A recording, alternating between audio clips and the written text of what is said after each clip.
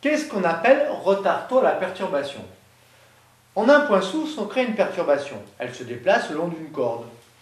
À t égale 0, l'onde part du point bleu ici.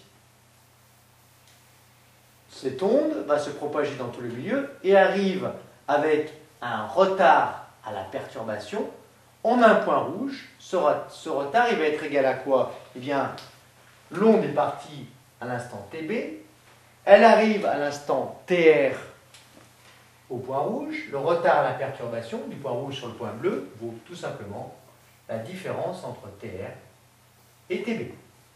On va prendre un exemple.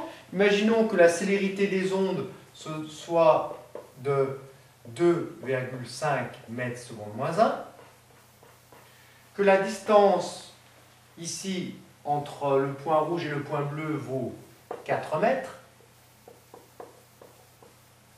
Quel va être le retard taux à la perturbation? À vous de chercher. Bon, la vitesse est égale à la distance parcourue sur la durée du parcours. La durée du parcours, taux. Donc taux égale D sur V. On vérifie les unités. Taux doit être en secondes, la distance est en mètres et la vitesse est en mètres seconde moins 1. 1 sur seconde moins 1 fait des secondes. Donc, la formule trouvée est bien homogène en termes d'unités. Il ne reste plus qu'à passer au calcul. Que vaut ce retard à la perturbation? Distance 4 mètres. La vitesse est de 2,5.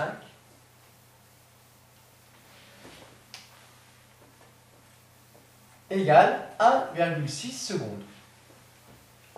Je prends deux chiffres significatifs parce que la donnée qui en possède le moins est de deux chiffres significatifs, c'est 2,5. Définition de la perturbation.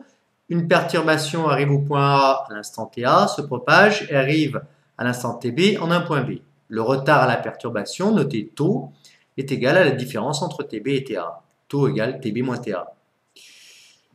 La relation entre le retard taux à la perturbation, la célérité de l'onde et la distance AB est taux égale AB sur V, avec toujours dans les unités légales, V en mètres par seconde, AB en mètres et taux en secondes.